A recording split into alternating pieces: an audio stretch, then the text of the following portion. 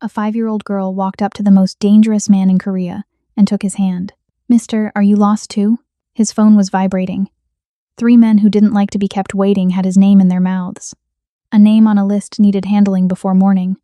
John Woo-suk looked down at 2 small fingers wrapped around his scarred hand and silenced the phone. Incheon Station at midnight had a heartbeat. Trains exhaling steam, shoes slapping wet tile. The winter air cutting off the platform like a blade, cold enough that every commuter tucked their chin down and moved faster, as if stillness itself was dangerous. Woo-suk was the only one not moving. He sat at the far end of the platform bench, back straight, hands resting on his knees, the edge of a tattoo climbing above his collar like a warning the shirt couldn't fully contain. His face gave nothing away.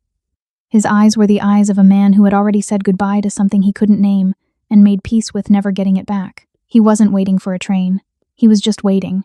That's when the red coat cut through the gray. Dessa didn't drift through that station the way lost children drift wide-eyed, shrinking, looking for rescue. She moved like she had a destination, and the world owed her a clear path to it. Chin up. Backpack bouncing.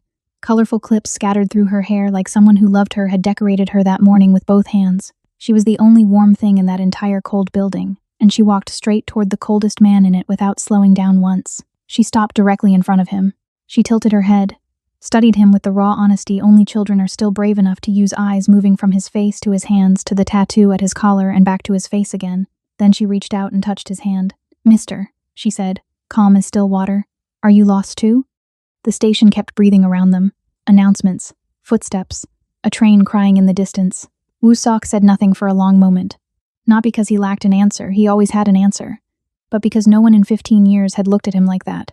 Not with fear, not with need, not with an agenda hidden behind their eyes. Just a question, honest and clean and devastating. "Are you the one who's lost?" he finally asked. She nodded. No tears, no trembling, just fact. "My mama was right there. Then I saw the birds, and then she wasn't." His phone vibrated again. He didn't move. "We have to think," Dessa said, climbing onto the bench beside him like she'd been invited, settling her backpack on her lap, scanning the crowd with the same focused precision he used when he was hunting someone. "That's what my mama always says. Stop, breathe, think." The phone vibrated a 3rd time. Woo-suk reached into his pocket, looked at the screen. 3 missed calls, men whose patience had a body count behind it. He turned the phone face down on his knee. "Okay," he said quietly, carefully, like a man picking up something fragile he had dropped a long time ago. "Let's think." He stood. She slid off the bench instantly and wrapped 2 fingers around his, not his whole hand. Just 2 fingers. Like that was all the anchor she needed. And she led him forward, this tiny girl in a red coat, moving through a midnight crowd without a single drop of fear in her body, pulling the most dangerous man in Korea behind her like he was simply the next right thing to hold on to. The birds were pigeons. Dessa spotted them the moment they turned toward the east corridor, a restless cluster near the base of a flower kiosk, pecking at crumbs, completely unbothered by the river of feet moving around them. "There," she said, pointing. "That's where I saw them." Woo-suk scanned the corridor before she finished the word. Left, right, entry points, exit points, 3 cameras, 1 blind spot near the maintenance door, 2 men in gray suits at the coffee stand who had been sitting there long enough to mean something. He clocked all of it in 4 seconds. What he didn't see was Dessa's mother. "She was right here," Dessa said, stepping toward the pigeons like they owed her an explanation. She turned in a slow circle, studying faces the way someone had clearly taught her to. Then she stopped and looked up at him. "I only let go for 1 second. 1 second is enough," Woo-suk said quietly. He wasn't talking about pigeons. Dessa seemed to consider this seriously, then nodded like he had said something wise. She reached into her coat pocket and produced a folded piece of paper, a drawing, crayon on white, a woman with cloud hair and round glasses standing next to a small girl in a red coat. "This is my mama," she said, holding it up. "In case you don't know what she looks like." Woo-suk looked at the drawing, then at Dessa. Something moved behind his eyes that he didn't have a name for. He took the drawing carefully the way you take something that matters to someone and studied it. "Cloud hair," he said. "And glasses," Dessa confirmed. "She only wears them when she's writing. But she was writing today, so she probably still has them." "What is she writing?" Dessa's expression shifted into something between pride and complete certainty. "A story about a turtle who learns to fly. My mama says the turtle is scared at first because turtles aren't supposed to fly, but then he realizes the sky was always his, he just didn't know it yet." Woo-suk said nothing for a moment. "Smart woman," he said finally. "The smartest. Dessa agreed, like this was simply fact. They moved deeper into the east corridor, Dessa scanning faces with focused, unhurried eyes, Woo-sok watching everything she wasn't watching. The crowd thickened near the connecting terminal. Families, businessmen, a school group in matching yellow vests blocking half the walkway. Then his phone vibrated. Not a call this time. A message. He didn't need to read it to know what it said. He had been in this business long enough to know what silence from certain men eventually became. First calls, then messages, then they stopped messaging altogether and simply appeared. He slid the phone back into his pocket without looking at the screen. "Do you have a family?" Dessa asked suddenly. The question landed without warning, the way her questions always did, clean and direct. No buffer, no apology. "No," he said. She thought about this. "That's okay. My mama says family isn't always who you're born with. Sometimes it's who shows up." Woo-sok kept his eyes on the corridor ahead. "Your mama says a lot of things," he said. "She's usually right," Dessa said simply. They were passing the coffee stand, now close enough that Woo-sok could see the two men in gray suits without appearing to look. Young, alert, the kind of stillness that wasn't rest. One of them had a phone to his ear. The other was watching the corridor with eyes that were doing the same thing Woo-sok's eyes were always doing.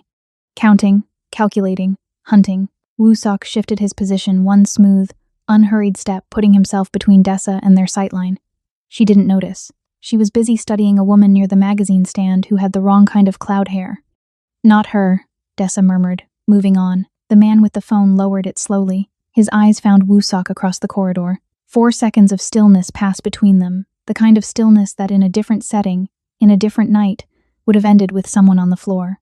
Then Woo-sok looked down at Dessa. "This way," he said quietly, steering her left toward the connecting passage without breaking stride.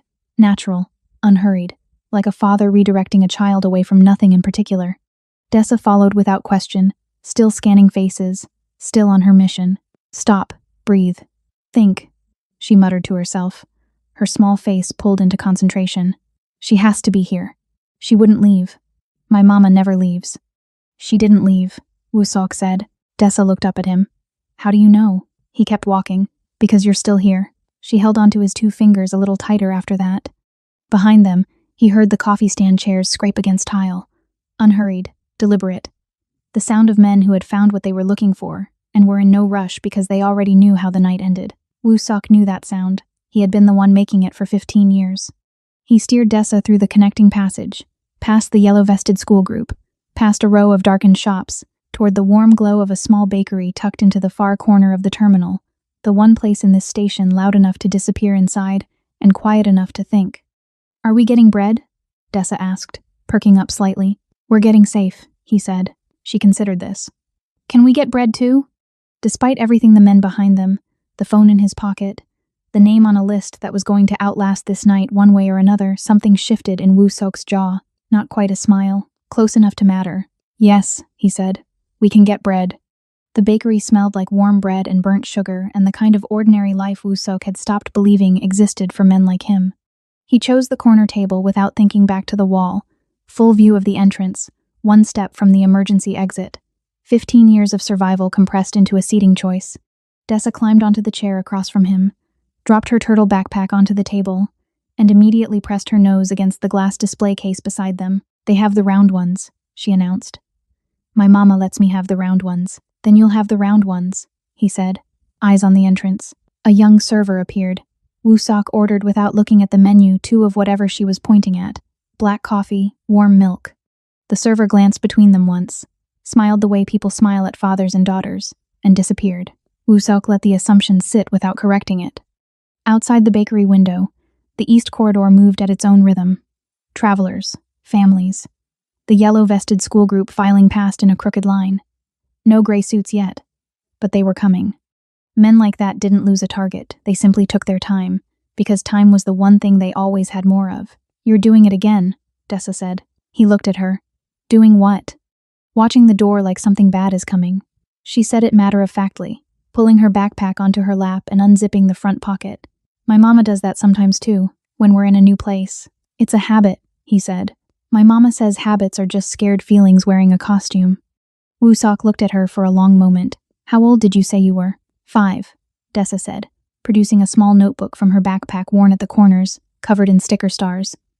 "But I listen a lot," She opened the notebook and uncapped a stubby crayon with the focus of someone beginning important work. "What are you doing?" he asked. "Writing down clues," she said. "That's what detectives do. My mama reads me detective stories before bed." She smoothed the page with her small palm. Clue number 1. She was at the east corridor by the pigeons. Clue number 2. She had a writing notebook, so she probably sat down somewhere. My mama always sits down when she writes. She can't write standing up. Woo-suk watched her draw a careful, crooked bird in the margin of the page. Clue number 3. Dessa continued, tongue pressing slightly to her lip in concentration. There was a bench near the pigeons, by the flower shop. She would have sat there to wait for me once she realized I was gone. She looked up, crayon suspended. "We should go back to the bench," she said. Woo-suk had already thought of this. He had also thought of the 2 men in gray suits who were currently somewhere between the coffee stand and this bakery. Going back to the east corridor meant walking toward them. Staying here meant letting them narrow the distance at their own pace. Neither option was clean. The server returned with 2 round pastries, a black coffee, and a small cup of warm milk. Dessa looked at the pastries with the reverence of someone receiving something sacred, then looked up at Woo-suk. "You have to eat one too," she said. "My mama says food tastes better when you eat with someone." He wrapped both hands around the coffee cup and said nothing. She pushed the second pastry an inch closer to him. He picked it up. She smiled quick and bright, like a light someone flicked on, then returned immediately to her notebook with the satisfaction of a mission accomplished. Woo-suk took a slow sip of coffee and let his eyes move back to the corridor window. There, gray suit, east entrance, moving without urgency, the way a man moves when he already knows where he's going. The second one would be at the south exit, standard pinch formation. Close the escape routes first, then tighten the circle. Woo-suk had designed this exact approach for other people, in other stations, in other countries. He knew how long he had. Not long enough to wait them out. "Dessa," he said, keeping his voice even. She said, still writing. "When we leave here, I need you to stay close. Don't stop walking. Don't let go. Don't talk to anyone except me. Can you do that?" She looked up slowly. Those eyes steady, searching, far older than 5 years had any right to produce, moved across his face. "Is something bad coming?" she asked. He held her gaze. "Nothing is going to touch you." She studied him for another second. Then she capped her crayon, closed her notebook, and slid it carefully back into her backpack. She zipped it, adjusted the straps, took one final committed bite of her pastry. "Okay," she said, chewing. "I'm ready." "You're not scared?" She swallowed. Thought about it honestly, the way children think about things without performance, without pretense.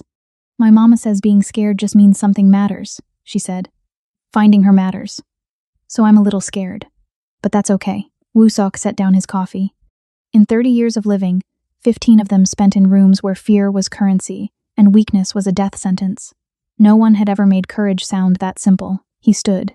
She slid off the chair, backpack on, and reached for his 2 fingers without being asked. They walked out of the bakery and straight toward the gray suit in the east corridor. Not running, not hiding, walking like a father and daughter with somewhere to be and nothing to prove. The gray suit saw them the moment they stepped out of the bakery. Woo-suk felt it before he saw it, that particular compression in the air when someone hunting you locks on. Like a door closing in a room you're still standing in. He didn't slow down, didn't look away. He kept his stride even. Dessa's 2 fingers wrapped around his, her backpack bouncing with each step, her eyes still scanning faces for cloud hair and round glasses. The gray suit was young, late 20s, sharp jaw, sharper eyes, the particular stillness of a man who had spent years learning to look like he wasn't watching. He stood at the mouth of the east corridor, with the unhurried certainty of someone who had already decided how the next 5 minutes would end. Then his eyes dropped to Dessa, and for one unguarded fraction of a second, barely a breath, barely anything, something crossed his face that wasn't calculation. Something that looked almost like hesitation, like a man catching a glimpse of something he hadn't budgeted for and needing a moment to put it away. Woo-suk saw it. He filed it. He steered Dessa toward the flower kiosk, the same one where the pigeons had been, where her mother had last been standing. He crouched beside a display of white carnations and spoke to Dessa in a voice just loud enough to carry. "Do you think she likes these ones or the yellow ones?" Dessa looked at the flowers with genuine consideration. "The yellow ones. She says white ones make her sad. Then we'll remember that." He straightened. The gray suit had moved closer, 12 feet now, closing slowly.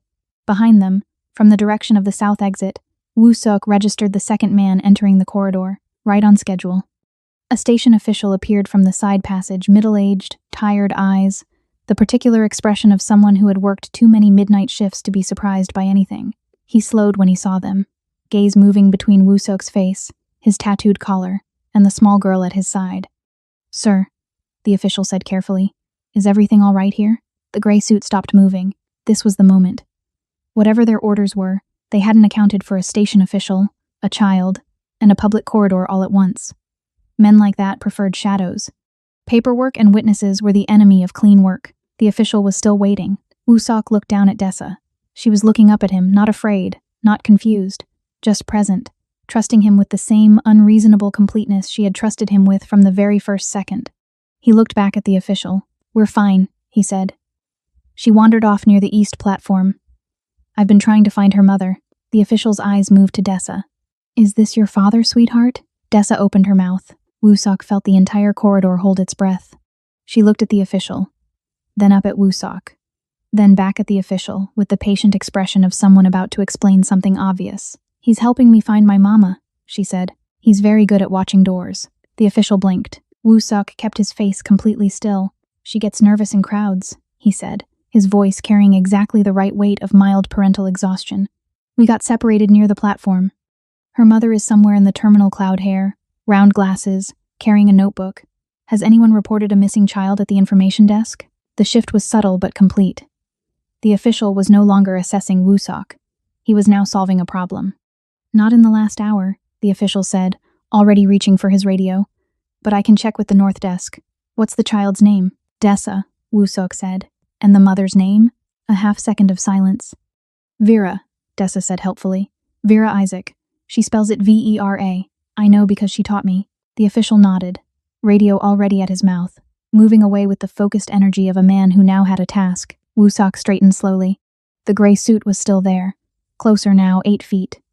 His hand rested at his jacket pocket with the patience of something waiting to be used. But his eyes, those sharp, calculating eyes, had moved to Dessa once, then away, the way a man's eyes move from something he has decided not to look at directly. That hesitation again. Woo-suk looked at him directly for the first time. Not a challenge, not a warning, just a look that said everything that needed to be said between two men who understood the same language. Not here. Not tonight. Not in front of her. 3 seconds passed. The gray suit's jaw tightened. His hand moved away from his pocket. He took 1 step back, the retreat of a man filing something away for later rather than letting it go. Then he turned and walked toward the south exit. Dessa tugged Woo-suk's fingers. "The official is going to find my mama?" "He's going to try," Woo-suk said. "What do we do now?" He looked down at her. Her sticker-covered notebook was already back in her hand, crayon uncapped, ready for the next clue. 5 years old, alone in a midnight station, with a man whose name made governments uncomfortable, and she was taking notes. "Now," he said, "we go to the bench by the pigeons, and we wait." Dessa nodded, satisfied. She wrote something carefully in her notebook, then held it up for him to see, in large, uneven letters, surrounded by crayon stars. Clue 4. He is not lost. He is just waiting to be found. Woo-suk looked at those words for a long moment. Then he looked away before she could see what they did to his face. "Come on," he said quietly. "Let's go find your mother." The bench by the pigeon kiosk was empty. Dessa sat down on it with the careful precision of someone marking a spot on a map. She placed her notebook on her knee, smoothed the page, and looked out at the corridor with the patient, unhurried expression of someone who had decided that waiting was simply another form of looking. Woo-suk remained standing. He had not sat down in a public space with his back unprotected since he was 19 years old. He positioned himself at the edge of the kiosk, half in the light, half out of it, and watched the corridor the way he always watched everything, quietly, completely. Like a man reading a language most people didn't know existed. The gray suit had not reappeared. That meant nothing. Absence was not safety. Absence was just the part of the story you couldn't see yet. "She always comes back," Dessa said suddenly. He glanced down at her. "My mama," she clarified, without looking up from her notebook. "Sometimes she gets lost in her head when she's writing. She forgets where she put things. Her keys. Her glasses." A small pause. "Me. Once. But only for 4 minutes. She cried more than I did." Woo-suk said nothing. He kept his eyes on the corridor. "Do you have a mama?" Dessa asked. The question arrived, the way all her questions arrived, without warning, without armor, landing exactly where it was least expected. "I did," he said. Dessa absorbed this with the quiet seriousness she gave everything. What was she like? He thought about it longer than he intended to. "Stubborn," he said finally. She never let anything go. Once she decided something mattered, nothing in the world could move her off it. Dessa nodded slowly, like this made complete sense. That's what mamas are for. The flower kiosk vendor, an older woman with tired hands and a red apron, had been watching them for several minutes, not with suspicion, with the particular softness of someone watching something that reminded them of something else. She caught Woo-suk's eye and offered a small nod. He nodded back. Then he saw her. She came from the direction of the North Passage, moving fast, notebook pressed to her chest. Cloud hair pulled loose from whatever it had been tied in, round glasses, slightly crooked on her face. Her eyes were scanning the corridor with the focused desperation of a woman trying to stay composed and failing at the edges. She was younger than he expected, mid-30s. A green coat that matched Dessa's backpack, clearly deliberate, clearly the kind of detail a mother and daughter planned together. She was beautiful in the way that people are beautiful, when they are completely unaware of themselves, all attention outward, nothing held back. Woo-suk looked at her face and felt the ground shift beneath 15 years of certainty. He knew that face, not from a photograph, not from a file.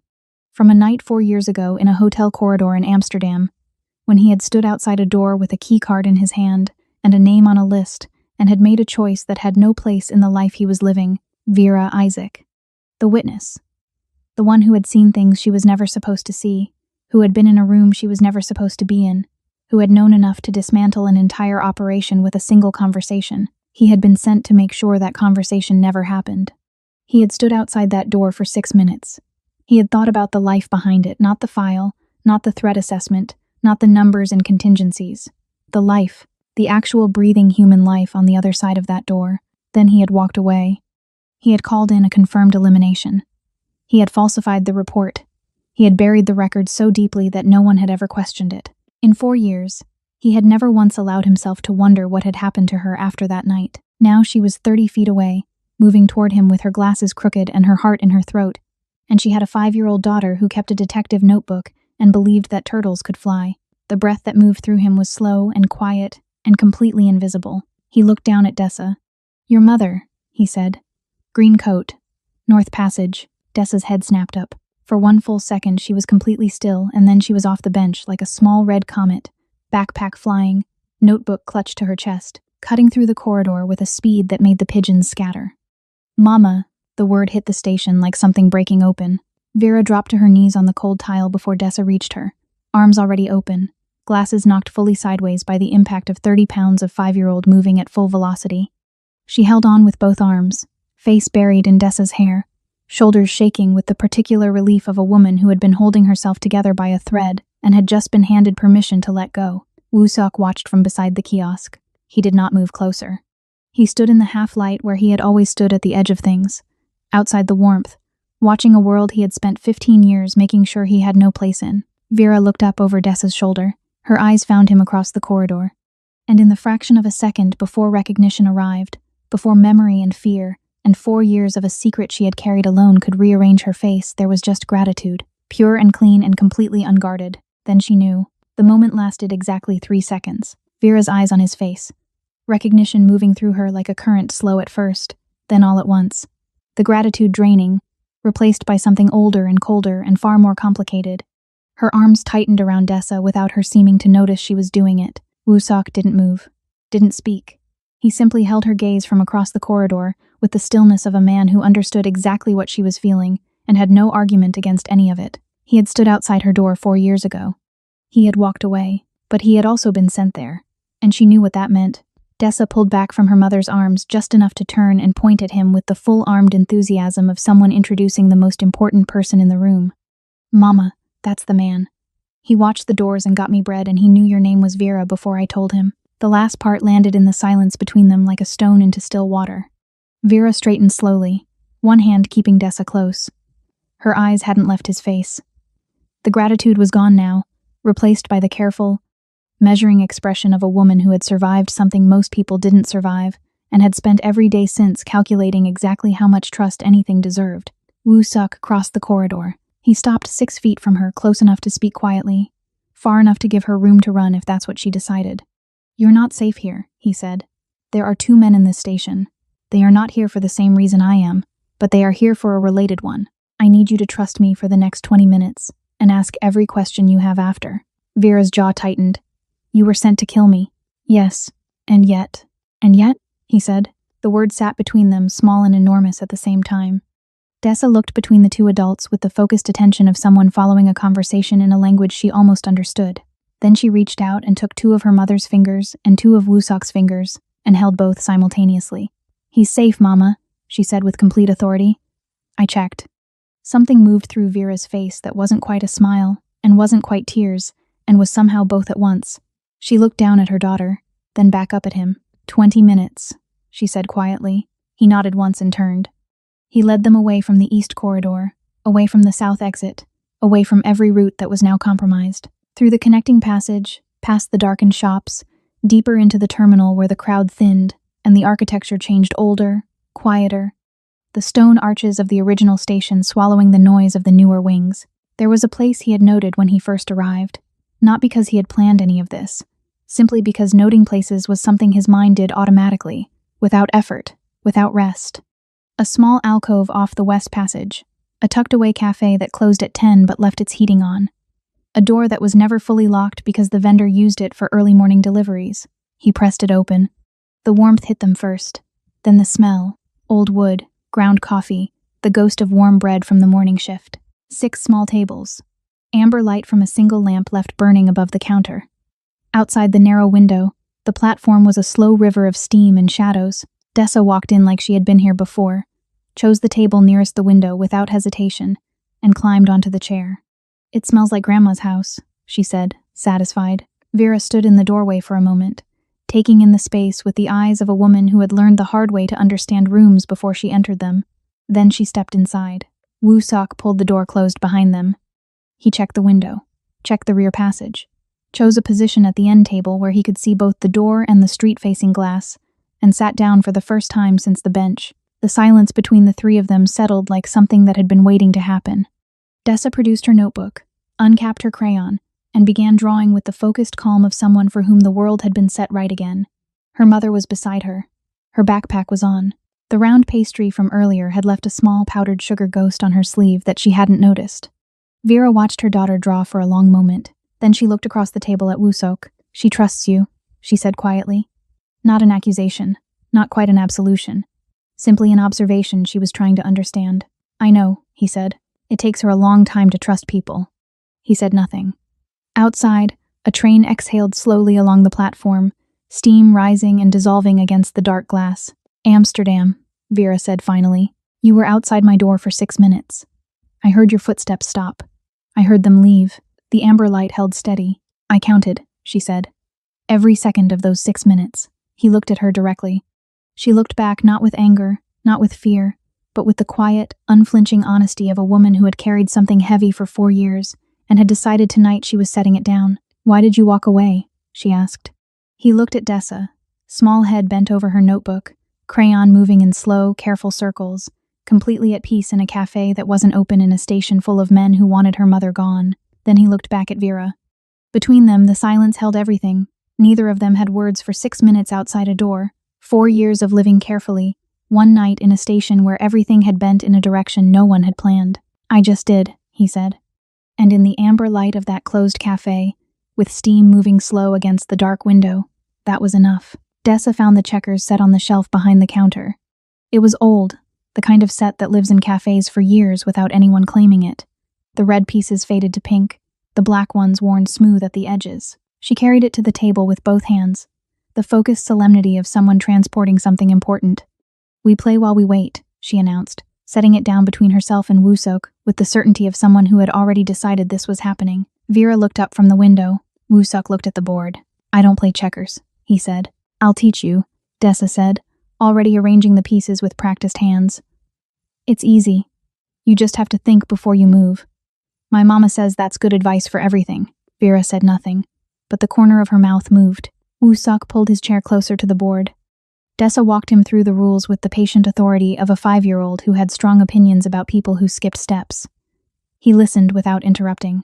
When she finished, she looked at him with an expression that said she expected questions. He had none. You were paying attention, she said, slightly surprised. I pay attention to everything, he said. I know, she said. That's why I picked you. The game began. Dessa played the way she did everything with complete focus and no self-consciousness, chin resting in her palm between moves, eyes tracking the board with a seriousness that belonged on someone 4 times her age. She took his piece on the third move without hesitation. "You move too fast," she said. "You have to think about what you're protecting, not just where you want to go." Woo-sok looked at the board, then he looked at her. "Where did you learn that?" "My mama's stories," she said. The turtle moved too fast at first, too. He kept falling. Then he learned to look down before he looked up. Vera had stopped watching the window. She was watching her daughter now, the way mothers watch their children when they say something that lands somewhere unexpected. A mixture of recognition and quiet wonder at the person growing in front of them. The game continued. Woo-sok lost the first round without trying to.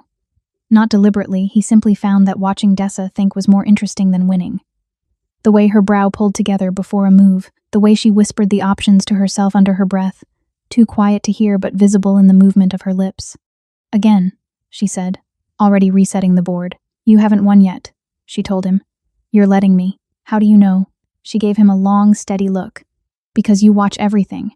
You wouldn't miss that move unless you chose to." The cafe held its warmth around them.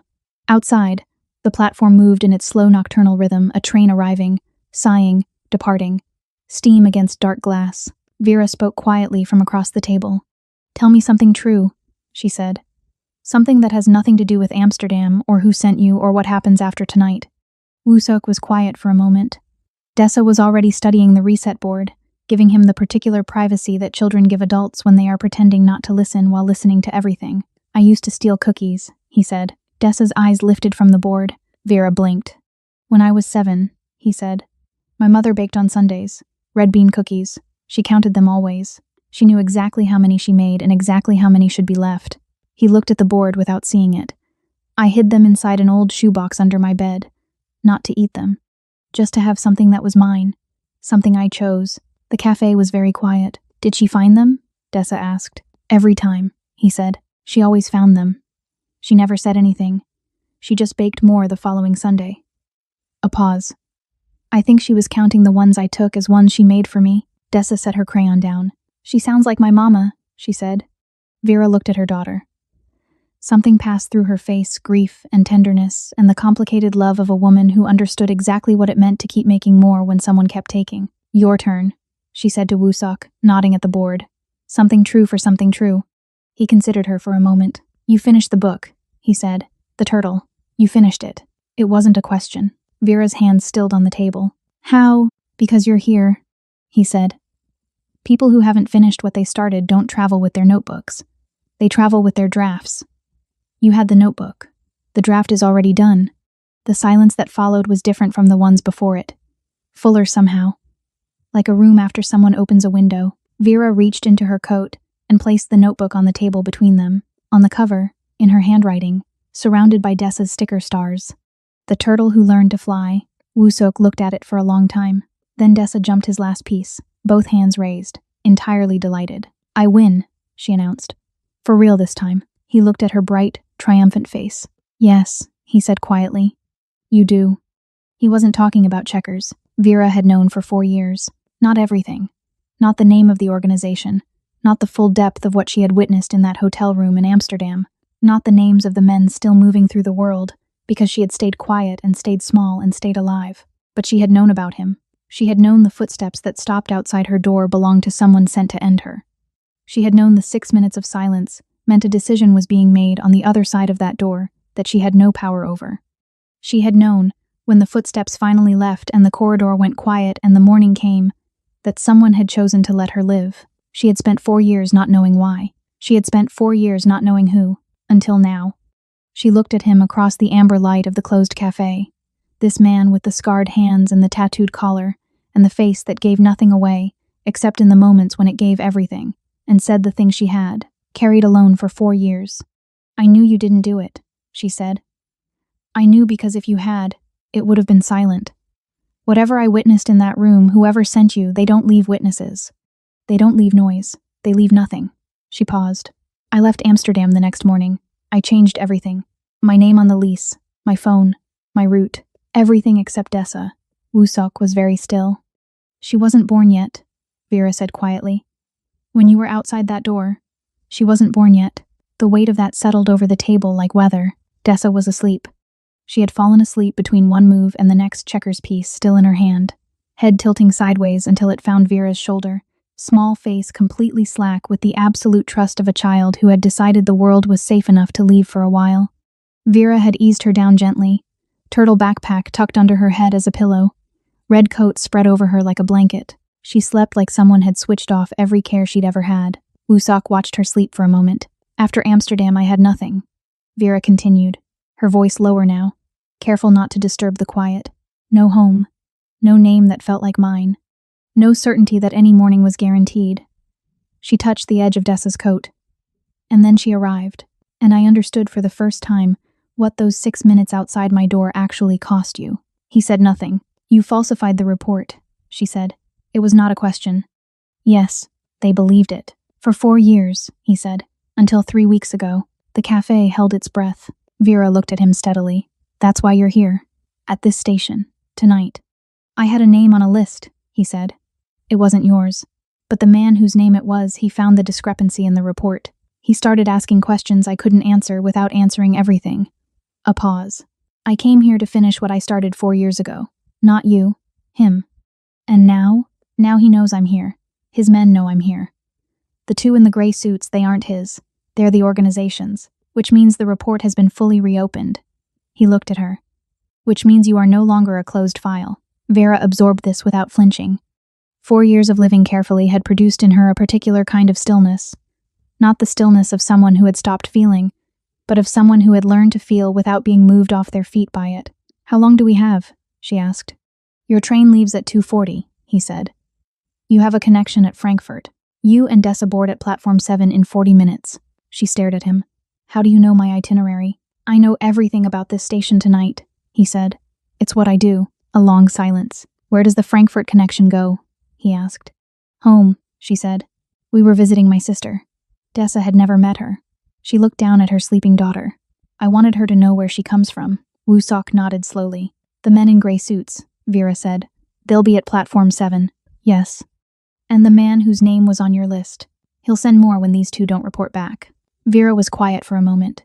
Then she reached across the table and opened her notebook to the last page. She wrote something quickly, without hesitation, the pen moving with the certainty of someone who had made a decision before they realized they were making it. She tore the page out and placed it in front of him. It was an address, a city in another country, a phone number beneath it. My sister's, she said, in case you need somewhere that isn't on any list. He looked at the paper. He thought about 6 minutes outside a door and a turtle who was afraid of the sky, until he understood it had always been his. He folded the paper carefully and placed it inside his jacket. Get Dessa's things together, he said, standing. I'll take care of platform 7. Vera stood. She looked at him with the full, unguarded honesty she had been holding at the edges all evening. You already saved us once, she said. That time I was alone, he said. This time she helped. He nodded toward Dessa. Then he walked out into the station to finish what 4 years ago he had quietly, irrevocably, already begun. Platform 7 was at the far end of the terminal. Wusok walked toward it alone, hands loose at his sides, pace unhurried. The station had thinned at this hour, the midnight crowd replaced by a quieter, more exhausted kind of traveler. People moving through rather than waiting. People who wanted to be somewhere else and were almost there. He passed the coffee stand. Empty now. The chairs stacked. The gray suits were no longer where they had been, which meant they had repositioned, closer to the platform, tightening the circle the way they had been trained to patient, methodical, certain. He understood the certainty. He had built it in men like them. The west corridor opened into the main platform hall, high ceilings, stone arches, the kind of architecture that made sound travel strangely, footsteps arriving before the person did. 4 trains on 4 platforms. Platform 7 was the furthest, separated from the others by a narrow service passage that ran alongside the tracks. He stopped at the entrance to the passage and looked. Gray suit 1 was at the base of the platform stairs, positioned casually shoulder against the wall, phone in hand, the performance of someone waiting for a train. His eyes moved across every face that passed without appearing to move at all. Gray suit 2 would be on the platform itself, high ground, watching the stairs from above.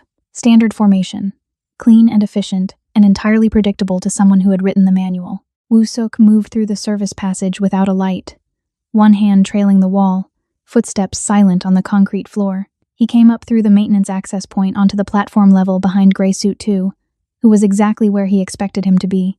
He was young, younger than the distance had suggested. Standing at the platform edge with his back to the maintenance door, he had the posture of someone trying very hard to look like he belonged somewhere he didn't quite belong. His jacket was slightly too large. His shoes were slightly too new.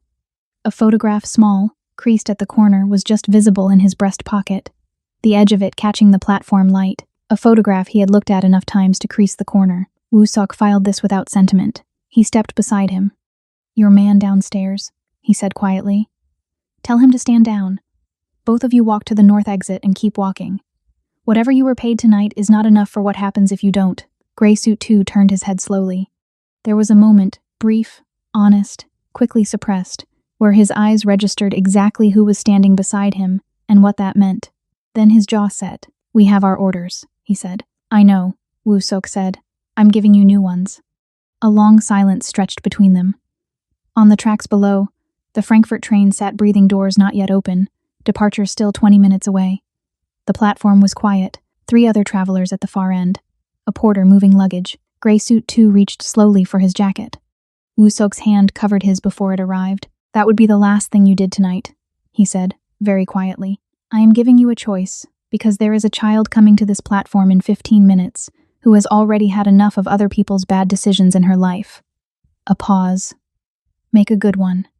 The young man was very still. Something shifted in his face, not fear exactly, not reason exactly, but the particular expression of a man who had looked at a creased photograph enough times to know what he was actually being asked to protect and what he was actually being asked to destroy, and had found in this one quiet moment that he could not make those two things sit beside each other comfortably anymore. He reached into his pocket carefully, deliberately, and typed 4 words and sent them. Below, Gray Suit 1 pushed off the wall, looked at his phone, looked up at nothing in particular, and walked toward the north exit. Gray Suit 2 looked back at Woo-Sok. "The organization won't stop," he said. It wasn't a threat. It was almost a warning, man to man, across everything that stood between them. "Whatever you're doing tonight doesn't end tonight." "I know," Woo-Sok said. "Go." He went. Woo-Sok stood on the empty platform and listened to the train breathe. He heard them before he saw them. Dessa's backpack zipper hitting her hip in its small, rhythmic way. The particular tempo of short legs keeping up with longer ones. He turned. Vera came through the platform entrance with Dessa's hand in hers, notebook tucked under her arm, their 2 small bags rolling behind them. Dessa was sleep-rumpled and warm-eyed, her red coat slightly crooked, one of her hair clips hanging loose. She saw him and her whole face opened like a window. She crossed the platform in 6 running steps and wrapped 2 fingers around his without slowing down, falling into step beside him as if this was simply where she belonged. "You waited," she said. "I said I would," he said. Dessa considered this with the gravity it deserved. Then she looked up at the train and back at him. "Are you coming with us?" He crouched down to her level. Her face in the platform light was the most uncomplicated thing he had seen in 15 years. Round cheeks, loose hair clip, eyes that had never once decided he was something to be afraid of. "Not this time," he said, her brow pulled together. "But you're lost." "I know where I am," he said. She looked at him for a long moment. Then she reached into her coat pocket and produced the folded crayon, drawing the one she had shown him hours ago, the cloud-haired woman and the small girl in red. She pressed it into his hand. "So you don't forget what found looks like," she said. The train doors opened. Woo-Sok stood. Vera was watching him from 3 feet away, with everything she couldn't say arranged quietly in her face. He handed her the folded address paper back. "You'll need this more than I will," he said. "Take a different route to Frankfurt, not the direct one." She took it. Her hand closed around it and stayed closed. "Will you be all right?" she asked. He said nothing, which was its own kind of answer. Dessa tugged her mother's hand toward the open doors. Vera followed, pausing once at the threshold, one hand on the doorframe, looking back at him with the full weight of 4 years and 6 minutes and 1 impossible night. Then she stepped onto the train. The doors closed. Woo-Sok stood on the empty platform, with a folded crayon drawing in his hand, and watched the Frankfurt train pull slowly out of Incheon station. He stood there until the last light of it disappeared into the dark. Then he turned and walked back into the station alone. Behind him, the platform was empty. Ahead of him, the rest of it waited. 3 years later, the apartment in Seoul was small by choice. Woo-Sok had lived in large spaces for most of his adult life, rooms chosen for exits rather than comfort, buildings chosen for anonymity rather than home. He had slept in suites and safe houses and places with no names. surrounded by men whose loyalty was rented and furniture that belonged to someone else. The apartment on Mapogu had 2 windows, a narrow kitchen, and a view of a street where children walked to school in the morning. He had chosen it in 20 minutes and had not once questioned the choice. He was making coffee when the package arrived. No return address. Postmarked from a city in another country, the same city whose address he had memorized from a torn notebook page and never written down anywhere. The handwriting on the outer wrapping was careful and deliberate, each letter formed with the kind of attention that suggested the person writing had thought about every stroke. He recognized it immediately. He set down his coffee and opened it at the kitchen table. Inside the outer wrapping was a second layer brown paper tied with a length of red ribbon, the kind of red that had no business existing anywhere gray. Tied to the ribbon was a small folded note. He opened the note first. It said, in a child's large, uneven handwriting surrounded by crayon stars, "We finished it. Chapter 1 is yours." He set the note down carefully. He untied the red ribbon. Inside the brown paper was a book. A real book printed, bound, covered in the deep blue of a night sky with a single small figure on the front. A turtle, mid-air. Wings that didn't belong to him, and that he was using anyway, rising above a city of lights with an expression of pure, uncomplicated determination on his small green face. The title, in gold letters across the top, "The Turtle Who Learned to Fly." Below it, the author's name. Below that, in smaller text, a dedication. He turned to it, for Dessa, who already knew the sky was hers, and for the man on the bench, who forgot that it was his too. "You know who you are." Woo Sok sat at the kitchen table for a long time. Outside, the street was beginning to fill with its morning rhythm. A woman with a cart of vegetables, 2 boys racing each other to the corner, a dog investigating something important near the base of a lamppost. The ordinary, unhurried movement of a world that did not know his name and had no reason to. He opened the book to chapter 1. The first line read, "There was once a turtle who sat very still at the bottom of a very tall cliff and watched everything else move without him." He read slowly, not the way he read files fast, extracting, discarding, slowly, the coffee going cold beside him, the street noise rising and falling outside his window. The turtle in the story was stubborn and tired and had forgotten, somewhere along the way, that the sky was something other creatures moved through rather than something to be observed from a safe distance below. The turtle met a small red bird. The small red bird had no patience for excuses. She did not teach the turtle to fly. She simply refused to believe he couldn't, and kept showing up on the cliff until he ran out of reasons not to try. The first time he tried, he fell. The second time, he fell again. The third time, he fell, and the small red bird fell with him, not because she had to, but because she had decided that was the kind of bird she was. The fourth time, he flew. Not gracefully, not perfectly, not in the way that other things flew with ease and certainty and the complete comfort of creatures born to it. He flew the way someone flies who had no business flying and did it anyway. Awkward and determined and completely, irreversibly airborne. Woo Sok closed the book on the last page. He sat with it closed in his hands for a moment, the blue cover facing up, the small turtle mid-flight against the night sky. Then he turned to chapter 1 again, the chapter that was his. It was short, only a paragraph, set apart from the main story in its own quiet space before the turtle's journey began. It read, "Before the turtle learned to fly, he sat on a cold bench in a busy place and waited for something he didn't have a name for yet. He had been waiting for a long time.